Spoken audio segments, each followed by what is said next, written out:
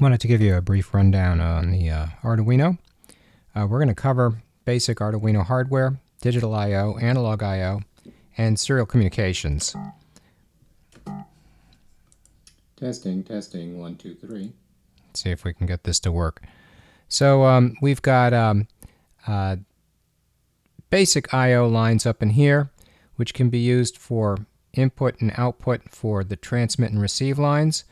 Can be used for serial interrupts, or can be used for pulse width modulation, or can be used for output, which can drive our LEDs. And we've seen examples of all of this in our laboratory. This little area in here is what they call a low dropout regulator, 5-volt regulator. When you put 9 volts into a DC power jack, this little regulator will make sure it pumps out 5 volts regulated.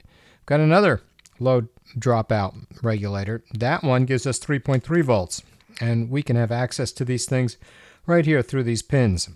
Here's the 3.3 volt and the 5 volt, and we got 2 grounds to work with, and a voltage in, which can be used for a to D converter reference.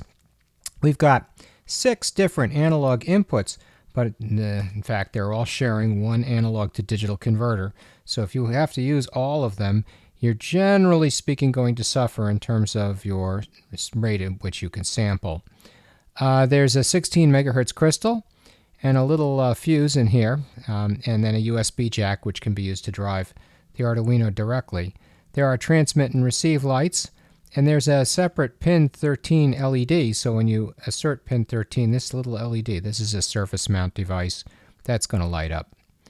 This little USB to serial IC chip comes in, well, at least 3 flavors. The CH340G, for which you might need a driver.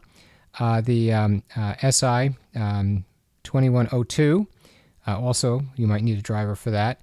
And then there's a standard FTDI chip, for which licensing fees must be paid. And there's an Atmel chip available as well. So probably 4 common variants, depending upon which one you have. And you really have to look very carefully to see what variety you've got. So let's take a look at some of the things you need. Well, of course, we know we need an Arduino IDE to install. You won't have to install it if you're using lab computers, but if you have a computer at home, of course, you've installed this already. You must select your board and serial port, and make sure you have the right serial port and the right board, or else you will not be able to upload. And you've tried a Brink example already, so that's good. And typically we saw the loop and the setup as 2 separate areas. Setup was executed once at the beginning, and then we executed a loop, an indefinite loop, or an infinite loop. Serial ports on a Windows computer are probably called COM1, COM2. On a Mac, they're called something else, generally /dev/ttya. And here's what happens when you select an Arduino Uno from the board section.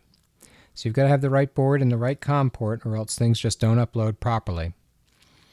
And then once you write your sketch and you do your compile, and I like to call it a sketch, it's really a program, you've probably done an upload. We see a transmit receive flash, and then it automatically does a reset and runs the program.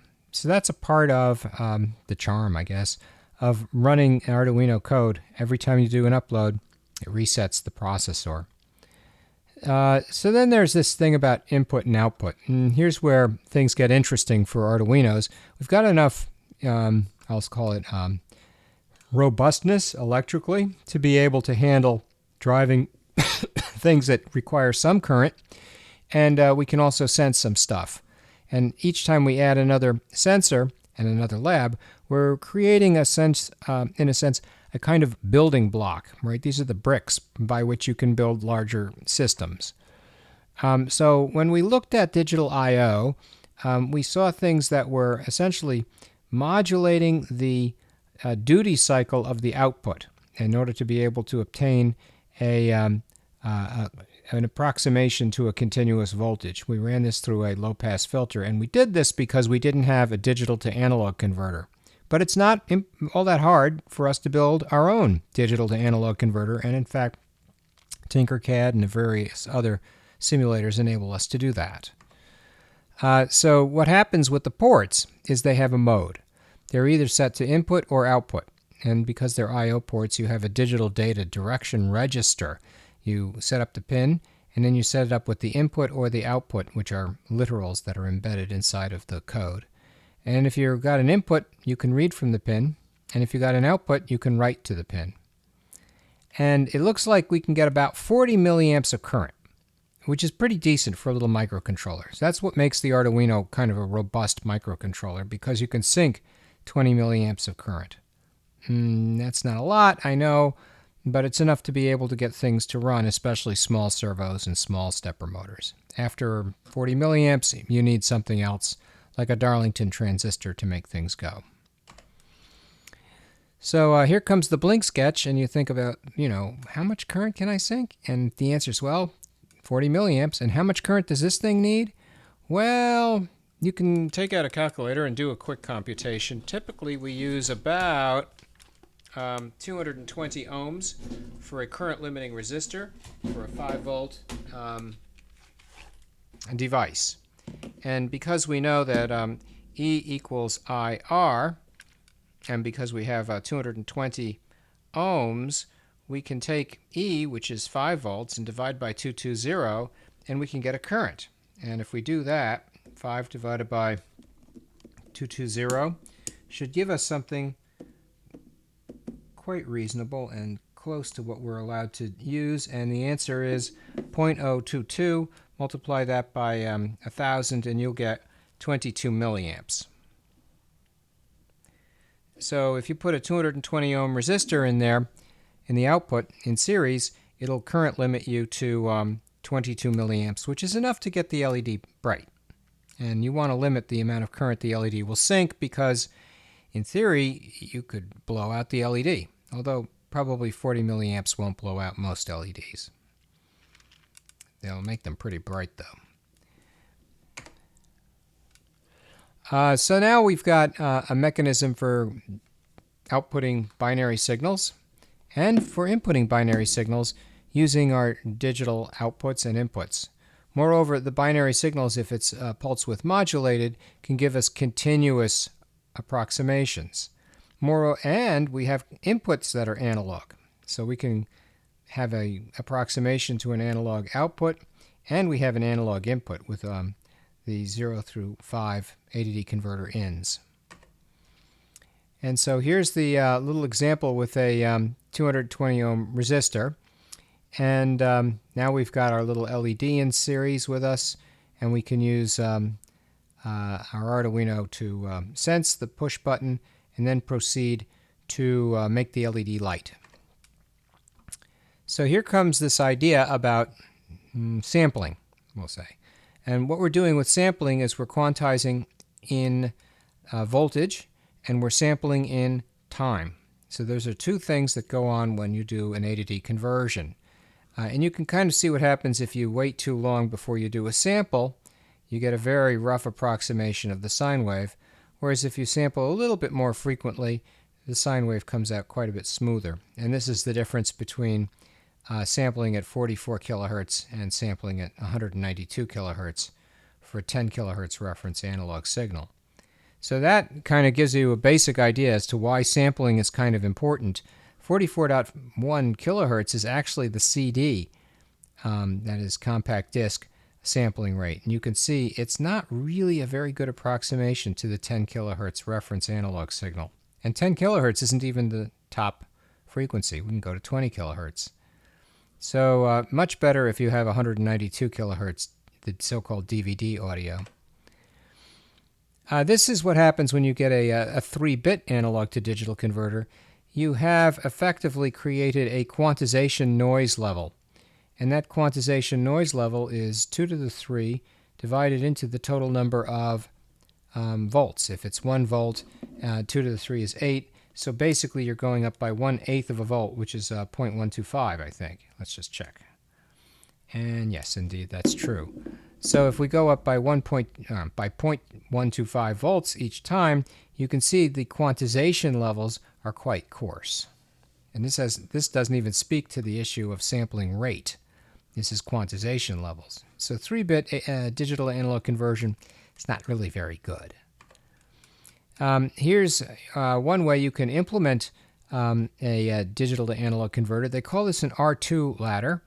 R2 because you have a single resistor with a single resistance that you repeat, and then you have another resistor that's twice that resistance, and you just need two different kinds of resistors. As the bits go in, you get additional voltages coming out, and typically you'd run this into an op amp or something that would buffer it. So now you've built a kind of 4-bit digital to analog converter, but you've taken 4 bits worth of digital output in order to do it, right? Because look at this digital output. You need 4 pins coming off the Arduino. Well, that's not such a big sacrifice, but a 4-bit digital to analog converter is not that good, right? I mean, think about it a different way. 2 to the 4 might be 16 if you have 5 volts and you're dividing it up into 16 chunks. You're basically giving it each chunk 0.3 of a volt. That's not good. 0.3 of a volt is not a good sort of, we'll say, quantization noise. That's a lot of quantization noise. So here comes the clock signal going into a sample and hold. That's going to sample in time. And then we go through and do an ADD conversion. And what that's going to do is it's going to quantize the signal and give us a digital output. What we'd like to do is have uniform sampling. So here comes our Arduino analog input, and what he's got is a 10-bit ADD converter, which gives us 2 to the 10 or 1,024 different states. So if we think about that, we're dealing with quantization noise of 4.8 millivolts for a 5-volt full range with a sample rate of 10 kilohertz. So what this means to me in terms of maximum frequency I can input into the system, I can put in about 5 kilohertz total. And that's our maximum frequency. And the reason I say that is because you can only go up to as high as 1/2 of the sampling rate on the input signal before you start to get very bad aliasing. This is called the Nyquist theorem. So you've got a problem, right? Because the ADD converter is not that doesn't have that good a dynamic range, and it doesn't have that good a sampling speed. And that's a bit of a problem. So when we think about quantization, we think about the total number of quantum bits, 2 to the n, where n is the total number of bits in the ADD converter. And if we have a 3-bit ADD converter, then we've got 2 to the 3 or 8 different possible levels. And our analog quantization size, let's say if we're going from 0 to 10 volts, is 1.25 volts. That's not so good, right? I mean, if it was 1 volt, it would be 0.125 volts, and that still wouldn't be so good. We've got, we'll say, poor dynamic range in this ADD converter. And then aliasing occurs when you have something that's a harmonic of the sample rate. So here's a 2 kilohertz sine wave being sampled at 1.5 kilohertz. You can reconstruct it at harmonic numbers. So you can have 2 minus 1.5 or 500 hertz as a harmonic, and 2 plus 1.5 or 3.5 kilohertz as a harmonic. And so Nyquist tells us we've got to do our sampling at least twice as high as the maximum frequency in the signal in order to avoid our aliasing. And this is a basic concept in digital signal processing, which is pervasive in all fields. Here's a very fast way to do sampling. It's called a flash converter, and this you can get to run at many gigahertz. And what we're doing is we're using a resistor network, and as the voltage gets to a certain level, the op amp will output a signal, and our little priority encoder will give us a binary output depending upon how high the signal gets. But in fact, you need a lot of little comparators, and unfortunately, it makes for a fairly expensive type of a device, even though it's an extraordinarily fast one. So the flash converter is, a simple operational theory. It's very efficient in terms of speed. It's very fast, but it's kind of expensive.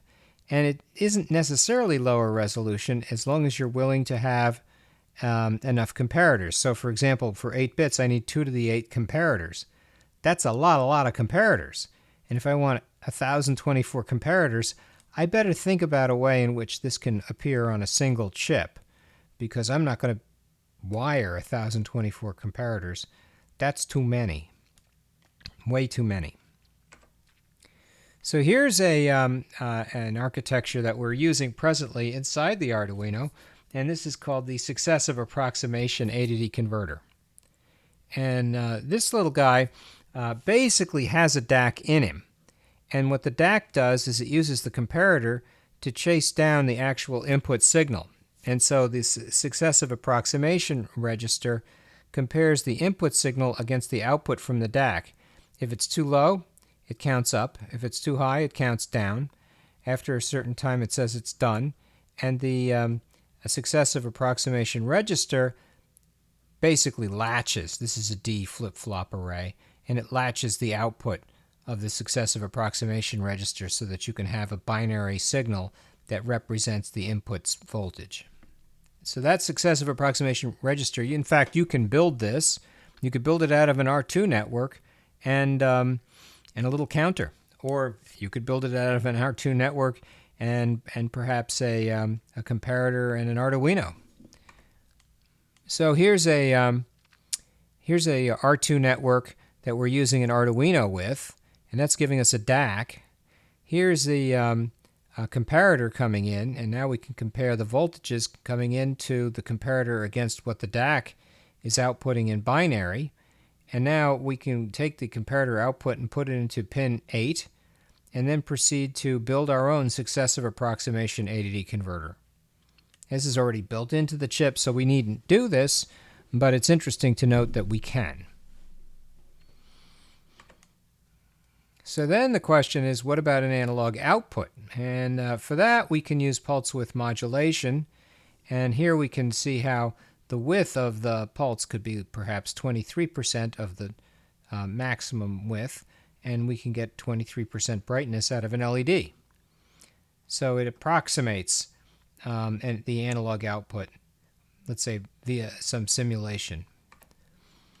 So pulse width modulation is interesting because we can basically build a DAC, and all we really need is a low-pass filter.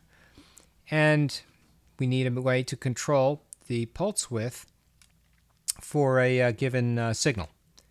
And once we have something like that, the precision with which we can adjust the duty cycle will dictate just how much precision we have in our digital to analog converter. So here comes the pulse width modulation cycle, and what we have is on time over total cycle time, and then we have times 5 volts, and then that allows us to approximate voltages that range from 0 to 5 volts with good decimal precision. So we've got several PWM circuits built into the pins on pins 3, 5, 6, 9, 10, and 11. And here they are, 3, 5, 6, 9, 10, and 11. These are all PWM pins. We can use them in other ways, but if we want PWM, this is the convenient way to do it because there's an internal timer that can be output directly to these pins. It's wired.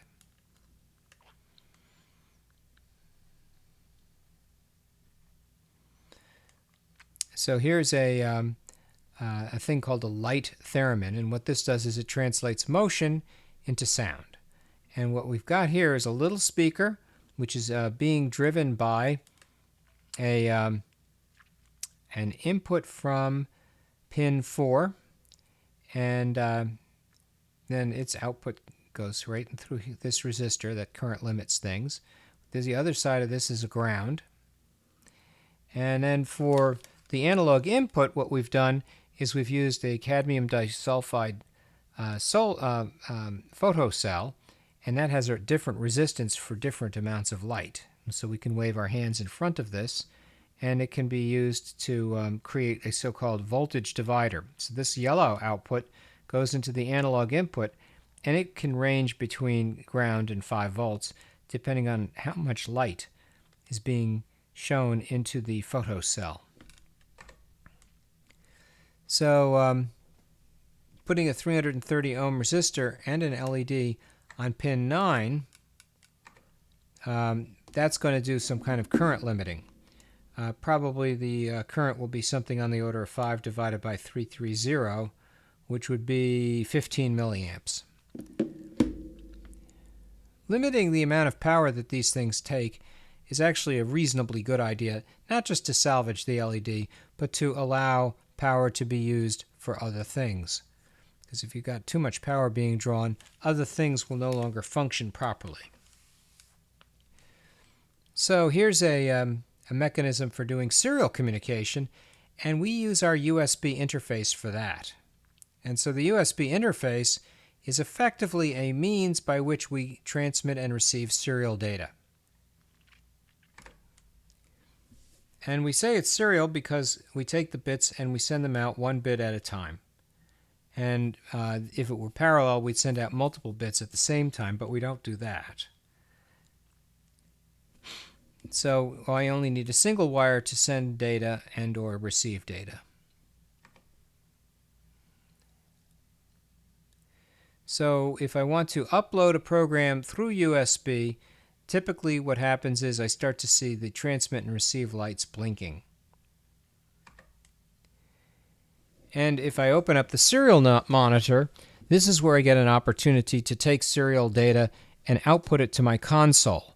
And that is very important for debugging. And this is something that I think everybody here needs to know how to do. So the Hello World program for the Arduino has to set up a baud rate and output data directly through the serial port, and using the USB form factor, come up into the console of the Arduino IDE. So here's some ways you can do that. I've got a serial begin, and I can put in a number like 9600 baud. Then I have a serial print, which can allow for a new line using serial.println, or no new line, serial.print. And so I can look for serial data using a serial.read, and that data can come in from the Arduino. And then I can check to see if there's serial data available. And then I can write serial data to the Arduino and or parse integers from the console. So that's very cool.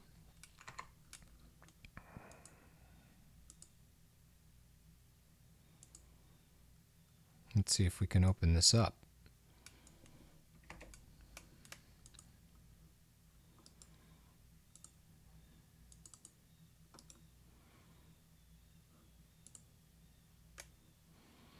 Oh, having a little trouble finding that one.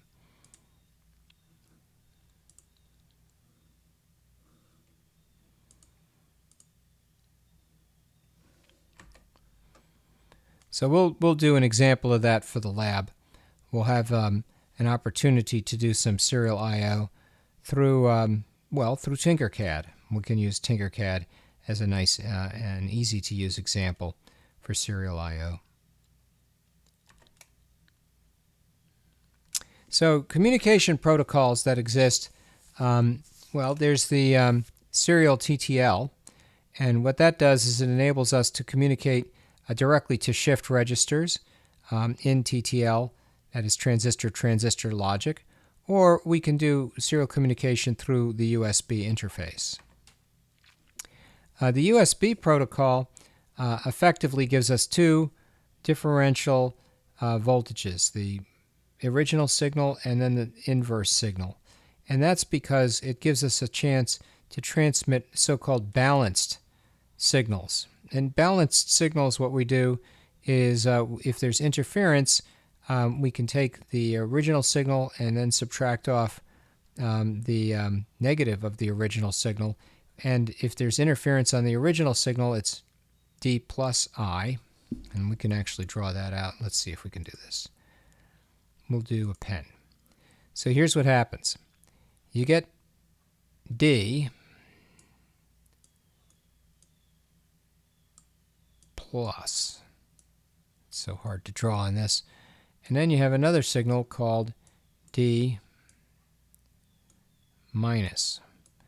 And this goes into an op amp. And it says plus, and it says minus. And then somewhere in here, we've got interference. So it's D plus the interference. And here's minus D plus interference.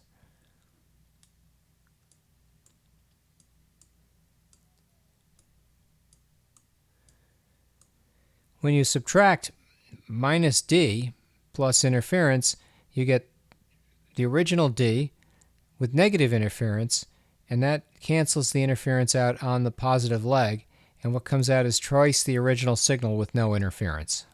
And that's called balanced digital transmission. So that's kind of cool, actually. And that's a nice way in which to make the USB transmission, we'll call it noise robust or noise immune. So here's a class we can do. Here's an exercise we can do. Serial.parseInt, and that'll read a numeric keyboard input as an integer. And maybe we could do that real quick. Let's see how many of these exercises we have. So what we'll do is we'll bring up the Arduino IDE, and at the same time we'll bring up Tinkercad. Okay.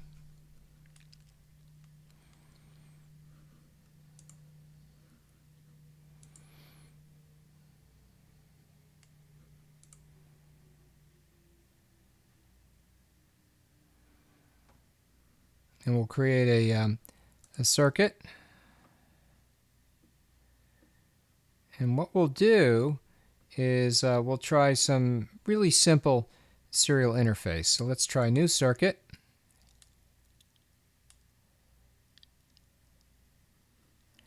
And we'll find an Arduino.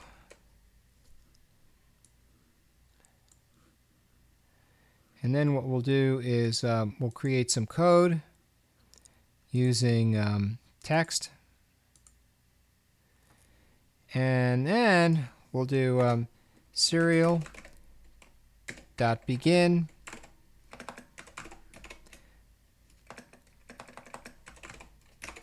(9600), and then we'll do serial.println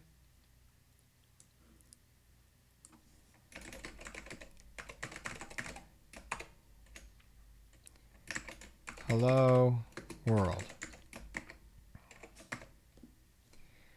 And now, if we start simulation, we can go to the serial monitor, and we can see it's printing hello world in a loop. And that's basic serial I/O. That's it. That's the whole thing. So let's stop the simulation for now. And now, let's go back to our little PowerPoint presentation and see what happens if we do serial.parseInt.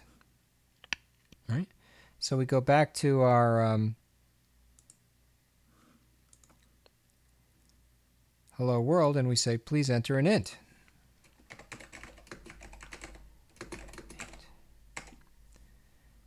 And what they'll do is we'll say serial.parseInt.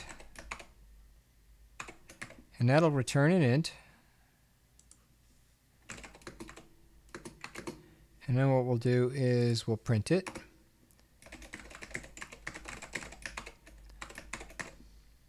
See if that works. So it says, please enter an int.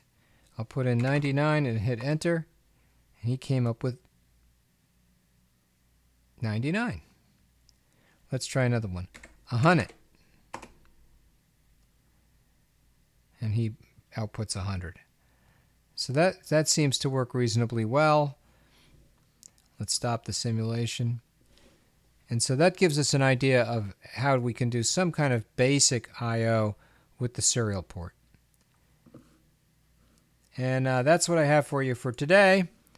Hope you liked my little presentation. Thanks a bunch. Bye.